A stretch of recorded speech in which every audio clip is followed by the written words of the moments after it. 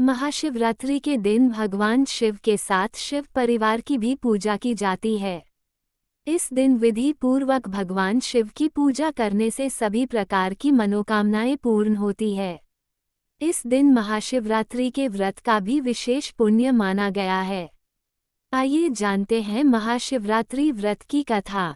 शिकारी चित्रभानु को साहूकार ने बंदी बना लिया। महाशिवरात्रि की कथा का वर्णन शिव पुराण में मिलता है। इस कथा के अनुसार पुरातन काल में एक शिकारी था जिसका नाम चित्रभानु था। यह शिकारी एक साहूकार का कर्जदार था। कर्ज न दे पाने की स्थिति में साहूकार ने उसे एक शिवमठ में बंदी बना दिया। संयोग से जिस दिन से बंदी बनाया उस दिन महाशिवरात्रि थी। साहूकार ने इस दिन अपने घर में पूजा का आयोजन किया। पूजा के बाद कथा का पाठ किया गया।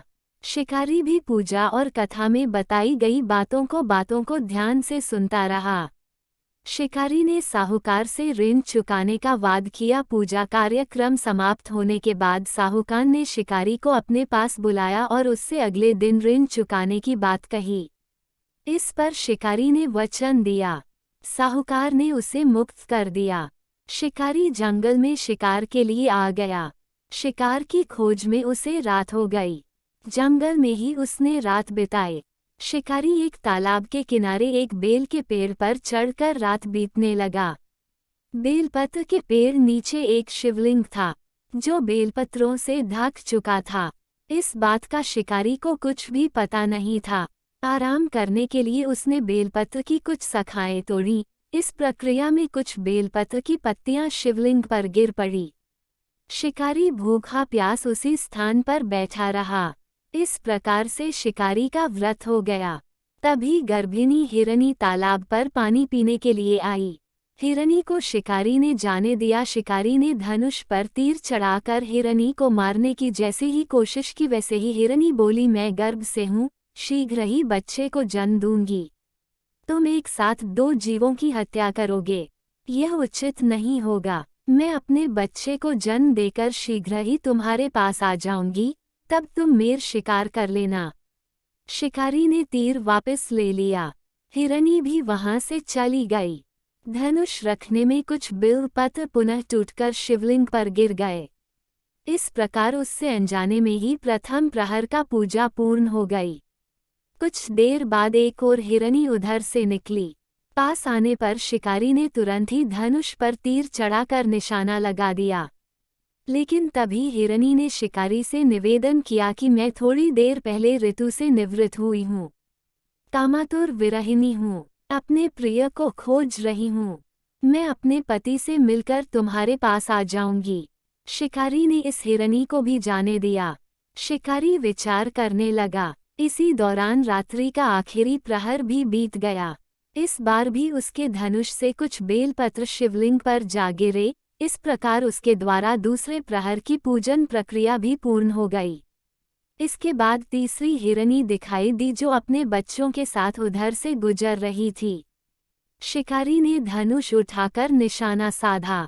शिकारी तीर को छोड़ने वाला ही था कि हिरनी बोली, मैं इन बच्चों को इनके पिता को सौंप कर लौटाऊंगी, मुझे अभी जाने दें। शिकारी ने ऐसा करने से इनकार कर दिया। उसने बताया कि दो हिरनी को मैं छोड़ चुका हूँ। हिरनी ने कहा कि शिकारी मेरा विश्वास करो, मैं वापस आने का वचन देती हूँ। शिकारी को जब हिरनी पर दया आ गई, शिकारी को हिरनी पर दया आ गई और उसे भी जाने दिया। उधर भूखा प्यासा शिकारी अनजाने में बेल की पत्तियां तोड़कर शिवलिंग पर फेंकता रहा। सुबह की पहली किरण निकली तो उसे एक मृग दिखाई दिया। शिकारी ने खुश होकर अपना तीर धनुष पर चढ़ा लिया।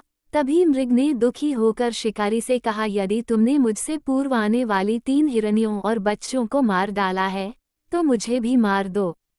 देर न करो, क्योंकि मैं यह दुख सहन नहीं कर सकता हूँ।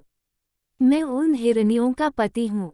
यदि तुमने उन्हें जीवनदान दिया है तो मुझे भी छोड़ दो, मैं अपने परिवार से मिलकर वापस आ जाऊंगा। शिकारी ने उसे भी जाने दिया। सूर्य पूरी तरह से निकल आया था और सुबह हो चुकी थी। शिकारी से अनजाने में ही व्रत, रात्रि जागरण, सभी प्रहर की पूजा और शिवलिंग पर बेलपत्र चढ़ने की प्रक्रिया पूरी हो चुकी थी। भगवान शिव की कृपा से उसे इसका फल तुरंत प्राप्त हुआ। भगवान शिव की कृपा से शिकारी का हृदय बदल गया, शिकारी का मन निर्मल हो गया। कुछ देर बाद ही शिकारी के सामने संपूर्ण मृग परिवार मौजूद था, ताकि शिकारी उनका शिकार कर सके। लेकिन शिकारी ने ऐसा नहीं किया और सभी को जाने दिया। महाशिवरात्रि के दिन शिकारी द्वारा पूजन की विधि पूर्ण करने के कारण उसे मोक्ष प्राप्त हुआ। शिकारी की मृत्यु होने पर यमदूत उसे लेने आए तो शिवगणों ने उन्हें वापस भेज दिया। शिवगण शिकारी को लेकर शिवलोक आ गए। भगवान शिव की कृपा से ही अपने इस जन्म में राजा चित्रभानु स्वयं के पिछले जन्म को याद रख पाए और महाशिवरात्रि के महत्व को जानकर उसका अगले जन्म में भी पालन कर पाए।